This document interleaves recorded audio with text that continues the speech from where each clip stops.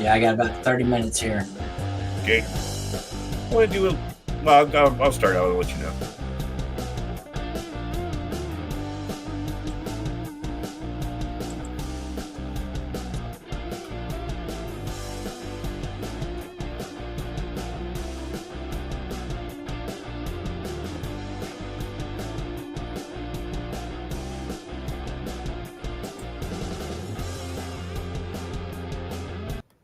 Good evening, everybody. It is the Safety and the Sportswriter show with Knoxville Nate and Big Joe as we come here to talk to you about the world of sports.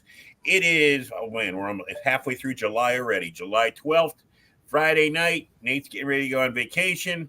I'm getting ready to go out and I don't know what I'm going ready to do actually this weekend. So nothing big. Anyways, we have a lot to go. Nate, first of all, how you doing? I'm doing pretty good, buddy.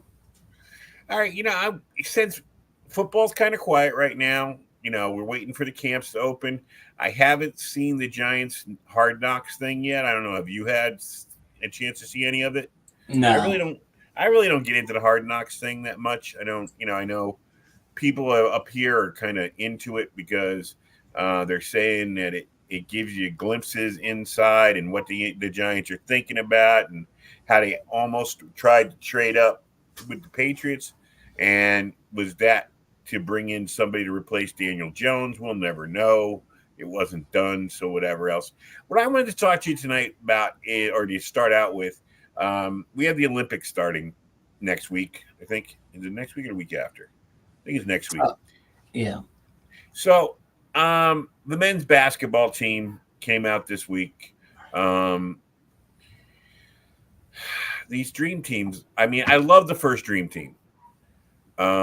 I thought it was fun to watch. You had a lot of personality in that dream team, especially guys like Charles Barkley.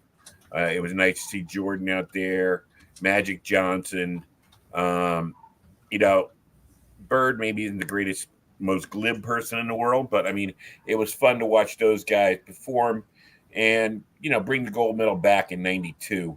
I'm kind of over this, the dream team thing. I mean, and I'm not trying to get specifically, I mean, really, without LeBron and without Curry, this team has no personality. So they gotta have to have them.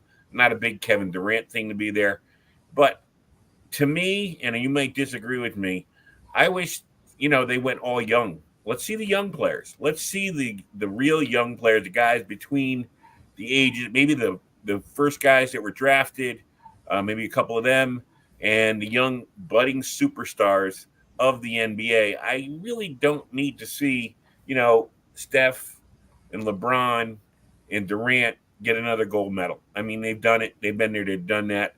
I'd like to see them turn this over to the younger guys. What do you think? I don't know if Steph has ever won one. Okay. I don't. That's what I was hearing the other day, that he had never won. I think he's been on the team before, but I don't know. Somebody was telling me that he had never won one before, and I think he's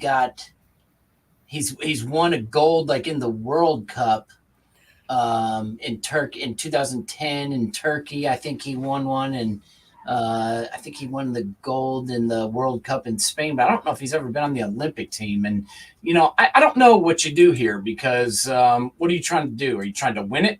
Are you trying to get eyeballs on it?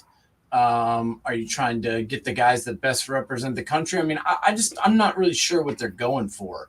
But to me, it's kind of weird when in, some other sport. I'm just not sure what the Olympics is anymore because back in the day, it was a non-professional type of games, and it was everyone who wasn't a professional. They were competing in the Olympics, but now all these people are professionals. Right. The track people get paid out the wazoo.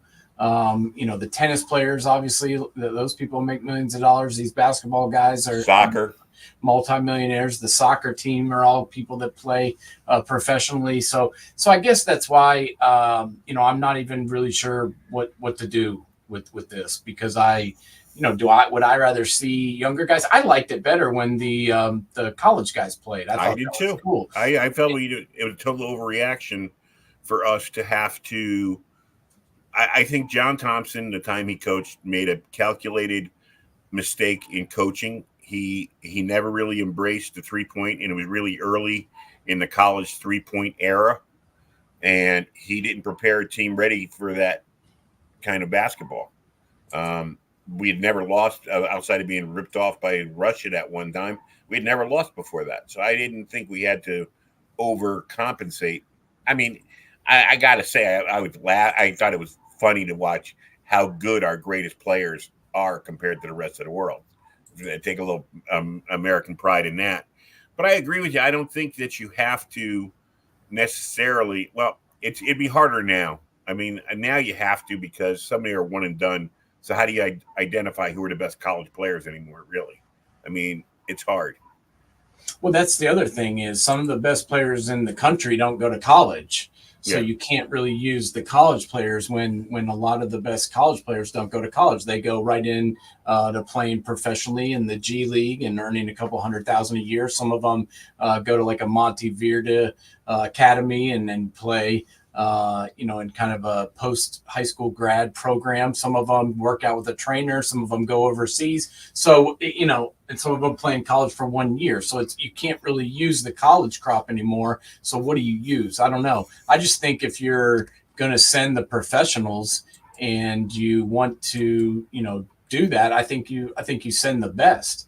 And honestly, this roster is pretty solid. I mean, Anthony Davis, one of the best players in all the NBA, Steph Curry, Devin Booker, Bam Adebayo, Kevin Durant. I don't really big fan of him, but he is, fairly good at basketball. You got Anthony Edwards on this team, Joel Embiid, Therese Halliburton, Jason Tatum, Derek White, LeBron James, and Drew Holiday. So, I mean, it's a pretty good roster. They should definitely win the gold medal for sure.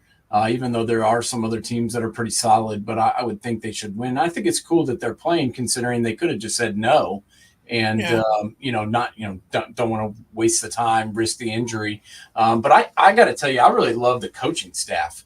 Eric Spoelstra, who in my opinion is one of the best coaches of all time. Steve Kerr, who's obviously won some championships as a player and a coach. You got Mark Few, the coach from Gonzaga, who's built one of the greatest programs in college basketball history. And then Tyronn Lue, who, has done some pretty good things as a coach too, as an assistant. So I like the group that they've got, but I'm not really sure, like I said, where we're going with this and what the point of this is anymore. The Olympics to me now are just kind of confusing as to, what the purpose of it is and who should be involved in it.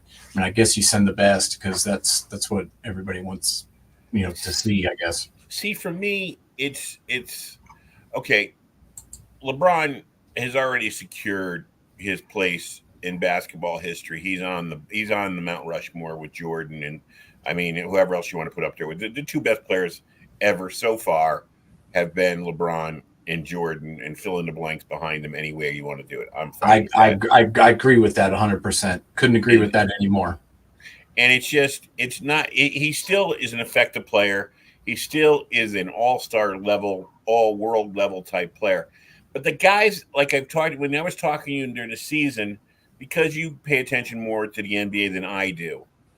And as I said to you, I posed the question: when LeBron is gone, who's going to pick up the mantle and be the next great player? And I would love to see the attention on Anthony Edwards, Tatum, Halliburton.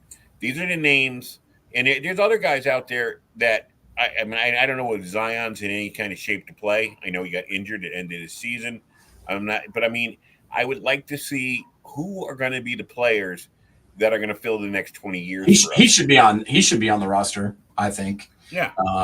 After the season that he had and how well he was playing, especially as long as he's in good shape. Yeah, put him on there. And I think he's healthy. I mean, it was just a hamstring that he had trouble with there at the end. So I would like to see him on this roster. Was kind of interested to not see him in there. But yeah, I mean, people like Drew Holiday. I mean, he's 34 years old. LeBron's 39. Even Derek White, he's 30. Yeah. Kevin Durant's 35. I mean, 36 as far as Steph Curry goes. So yeah, I mean, I think you could have done it with some younger guys, and I'm not sure exactly how they even picked this team. I mean, I guess it's the committee, the Olympic committee, chooses it, and whittles it down and picks these guys. But it's kind of a weird assortment of ages, and I don't really know. Like I said, I liked it better when they did when we actually had a real college basketball, and they took the best players, from college and use the amateurs, but there are no amateurs anymore. So I guess that's gone. And like I said, if you wanted to have LeBron around the team, maybe hire him to be an announcer. I'm not trying to take LeBron off the court. I'm not trying to tell him he's got to retire now. He's got his son playing with him this year. I'm just saying that I'd like to start to get to know these new players and who are going to make me care, who are going to make me want to watch it and see what goes on. I mean, I used to love the Olympics, and you and I talked about this, I think, I was on with somebody else where we talked about what a crappy job NBC does selling the Olympics. I mean, I don't know who the track stars are. I don't know who the swimmers are. I don't know who the boxers are. And thank God, they do have NBA players. Otherwise, they wouldn't know who the basketball players are. If you're going to go out and spend billions of dollars on, quote unquote, the sporting event that brings the world together, and you have NBC, which has a wealth of talents, Peacock, any network you can do, why aren't they covering track? Why aren't they covering, all these sports on their backup networks? So as the wide world of sports and those type of shows used to do for us, they teach us who the guys we should be paying attention to. Who's going to be Michael Johnson? Who's going to be Carl Lewis? Who's going to be, Sugar Ray Leonard? Who's going to be that guy to take over the Olympics and be the big star? I have no idea. That's why I don't even know if I'm going to watch it. Yeah, they do they had the trials that were out in Oregon. They had those going, but it was like, kind of hard to get into that because I didn't know who any of those people were. So it's like, I don't understand why we just, get going with the Olympics and expect everybody to watch it and be interested when like you said, we don't know who the people are. They need to start pushing these people before, before the trials begin, so that people are excited to watch the trials and know who the people are in the trials, and not just, try and figure out who the guys are out there at that time. Especially if you're going to ask people, it's in Paris. It's going to be played at off hours. It's going to be, you're going to be people taping it, people getting might stay up late to see something, get up early to see something before they go to work. Kids are off. They might want to watch, they don't have to go to school. Maybe they'd stay up and watch something, but you don't even know who to care about. I really am disappointed with how, since NBC took it over, ABC did a much better job in selling the product and even getting, the international people. And you knew what the races are you wanted to watch, what the events are you wanted to watch, and they made you care about it. Where NBC, I could give a crap. And, right now I just can't wait for football to get started. And baseball, the Mets have been playing a little bit better. Otherwise, my summer would be shit. Yeah, no doubt. I am definitely excited about football starting back up and getting the camps going. And, I'm interested to watch what happens with some of these battles going on in camp right now. There's still a lot of good free agents that are sitting at home waiting to get signed up. So it's, proven out to be a pretty good NFL offseason, and I'm excited to get that going. And I'm excited to see, obviously, the college football train start roaring back into the station, because that's, my favorite thing in the world. And I'm fired up about, this college football season with the playoff, man. I don't understand why people aren't talking about this playoff more. People have been wanting this playoff for years and years and years, and everybody's like, oh, they only take 4 teams and it's always the same teams, and we want to see a Cinderella, and we want to see the playoffs expanded and all that. And then they're finally doing it. I don't really hear that much about it. It's like anything, it's like, it's like people when they watch the NCAA basketball tournament. Oh, the first 2 weeks, all the upsets, it's great. And then it gets to the week 3 and 4, and they're like, "Where are all the good teams?" Yeah, they were upset. Sorry. Yeah, you wanted them to lose. All right, let's we got about 15 minutes left. Like I said, I haven't seen Hard Knocks. Apparently, Daniel Jones is on track to be ready for the season, but which Daniel Jones are we going to get? I mean, I root for this kid because he seems like such a decent kid, and he's got talent, but he's had 1 year where he didn't miss significant amounts of time. And the Giants, I mean, I'm starting to hone in on it. I hear all the hand wringing up here. I'm ready to kill somebody if I see him. Yeah, Saquon Barkley, how could they let him get away? And 2 years ago, you were calling him a wasted draft choice. Okay, which is it? I don't know. The media up here. But let's talk a little bit about the Giants. What do you foresee for the Giants? Is this a make or break year for Dable and Shane, or because they inherited so much from the last regime, and they did so well the first year, great. Take a step back last year. Is this a make or break year for Brian Dable and Joe Shane, or do you think they've got like a 2-year window to get this thing done and turned around? I'm not really sure where ownership is with this. I feel like they expect them to, I feel like they gave them a pass on last year because of the injuries at the quarterback position and because of, they kind of were ahead of the game the year before, I would say. First year as the coach, they made some waves and played well, and I thought he did a pretty good job as far as Dayball goes, being the head coach. And then last year, it was kind of a disappointment. However, you know more about the Giants than I do, but I felt like when I watched them play, these guys were always going for it. They were always trying to win. He had his teams playing hard, even when they had, Vinny Veal Chops or whatever the hell his name was, quarterback. Tommy Cutlets. Yeah, whatever.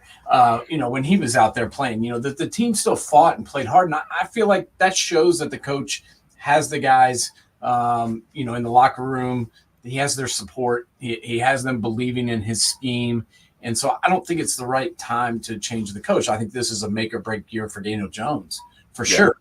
They gave him a contract that allowed him to make some money. It allowed them to keep him. And then bam, here he is unavailable again. So, the best ability is availability, and he needs to play at least 15 games, and he needs to do well. The narrative surrounding him for the last several years has been, hey, he doesn't have anyone to throw it to. He doesn't have any weapons. Well, they went out and got him some weapons now. So there's not going to really be, in my opinion, the excuses. He's got Devin Singletary, Eric Gray in the backfield. Those are 2 serviceable running backs. Proven guys. You got Jalen Hyatt, the Biletnikoff winner from last year, who was a pretty high draft pick. You got Isaiah Hodgins. You got Malik Neighbors, one of the top picks in this year's NFL draft. You got the veteran Darius Slayton, Allen Robinson, another veteran. You got Isaiah McKenzie, who's done some good things for the Buffalo Bills. You got Miles Boykin, who at one time was a pretty big star coming out of Notre Dame and he's looking to resurrect his career. You got the Wan'Dale Robinson, who, when healthy, has been a proven commodity. And the offensive line is definitely better. It couldn't be much worse Anymore. You've got the guys in place. You've got a roster that's pretty good. It's got a lot more depth, in my opinion, than what it's had the last 2 years. I mean, they're a lot deeper. You went out, you spent big money bringing in Brian Burns, which I thought was an excellent trade for this team. Now you got Kayvon Thibodeau and you got Brian Burns providing a pretty solid pass rush. So I like that those 2 guys combo. Micah McFadden has just done what Micah McFadden does and played better than you think he would. You've still got Isaiah Simmons, who's Who is he? No one really knows, but you've got him there. I thought Boogie Basham, the signing of him, was a pretty solid pickup to provide some more depth at the pass rush position. And you've got Azizu Jalari as another backup. So I think the time is now for this team, and I think they need to win, or somebody's getting fired. I think they should keep the coach around, but somebody's going home if this team doesn't improve and start to compete with Dallas and Philadelphia. Yeah, and I think it's the worst thing is we think it's a foregone conclusion that Dallas and Philly are going to be the ones on top of this. I mean, Dallas kind of stood pat. I mean, they do have Micah Parsons. They have a star-studded roster. I don't know if the stars are as bright as they used to be, but Jerry Jones sells a good franchise. He's a great salesman. Eagles, I mean, they looked to be so close 2 years ago, and then last year they had their collapse. So you never know what will happen there. The thing about the Giants is they've always shown patience, and until lately, and I just think that, like I said, I love Dable. I like the way he coaches. I like you said, he doesn't lose the team. The team plays hard for him. They understand his language. They understand about him. He's one of the few of the new style of coaches that doesn't seem like he's being more of a nanny than being a coach. I mean, he's more of a throwback to a Parcells, that kind of a guy, jump in your face, and I like that. So, we'll see what happens with them and what's going. But I gotta say, like always, when you're sitting in a fan base and you hear all the complaints, and for years I heard all the bad things about Eli Manning, all the things, the mistakes he made, this, that, and the other thing. But he showed up every week. He never missed time. He led you to 2 Super Bowls. And Daniel Jones has got to somehow maybe not be that good, but learn to at least be available, because that's what you're used to around here. You're used to having your quarterback there. And I know it's an unrealistic view now because every quarterback misses a game or two, but not half a season and not 12 games. You got to have some of them there for more. So we'll see what happens there. Other things are going on. The Jets, I don't know. We keep getting weird mixed messages from Aaron Rodgers. I don't know if you've been paying attention to that at all. What have you heard about anything with the Jets? Yeah, I've heard all the noise. People were pretty upset with him about not going to the mandatory camp. I think he should have been there? Yeah, probably. But, I'm not sure where this, kind of doubtfulness is coming in about Aaron Rodgers' ability. I expect him to maybe not be the MVP Aaron Rodgers, but I expect him to be pretty close. This team was 7-10 last year with no quarterback. So, I mean, if he can be anywhere close to how good he was before, I expect this team to take a big step forward. I love the addition of Braylon Allen in the backfield next to Breece Hall. I like Tyrod Taylor there as a backup to Aaron Rodgers in case he's is sore or can't go or has to miss a game for whatever reason. I like Tyrod being there as a backup. And then, the addition of Mike Williams, I think, is huge to the receiver core. I just felt like they needed one more weapon, so to speak. I mean, is Alan Lazard okay? Yeah, no problems there with him, I guess. But I really like Garrett Wilson to have somebody across from him that can eat up coverage. And that's what you've got now with Mike Williams when and if he's healthy. The offensive line still a little bit shaky, but we've talked about it with the additions they made, bringing in Morgan Moses, bringing in Tyron Smith.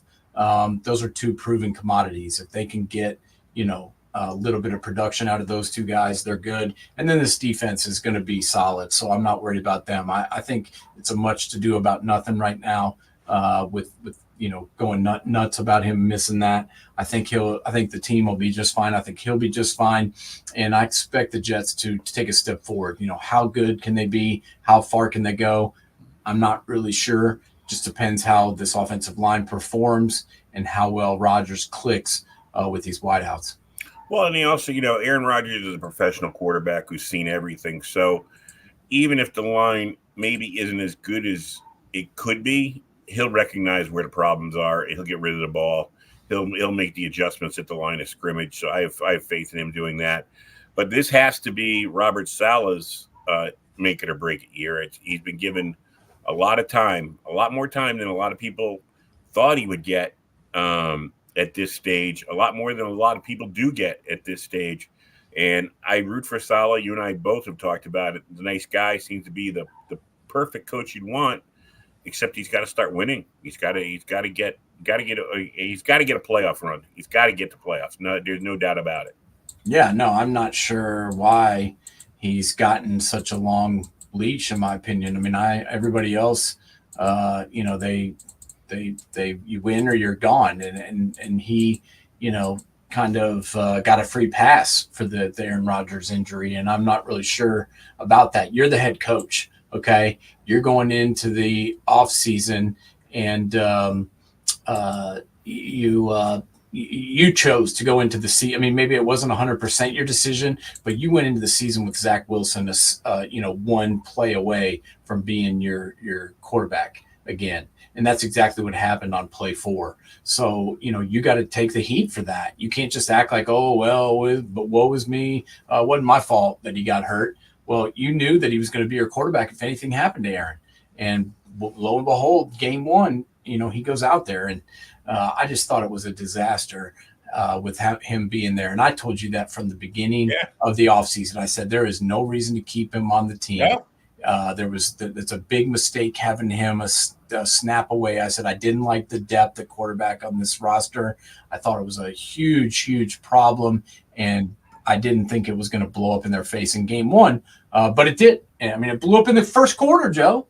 And that the blame from that and the fallout from that should fall on everybody that's any ownership, any leadership role. Yeah, as we wrap this up, I mean, the first name that comes to mind, you had Joe Flacco in your locker room. Let Zach Wilson go home. Keep Joe Flacco. Yeah, and you had Mike White. I mean, Is Mike White the greatest backup? No. Is he better than Zach Wilson and Tim Boyle? Yeah.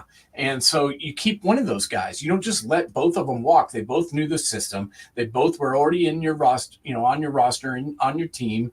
And you, instead of signing one of them, you let both of them walk. And then you let the guy that you're spending $50 million to not play be the backup and take over the team in the fourth play of the game. So that was just a disaster, and couldn't have been a worse situation. And I know that Aaron really wants to come back and be Aaron Rodgers again, and I think he can do it. And I think he's gonna make this team very competitive because of the way he could.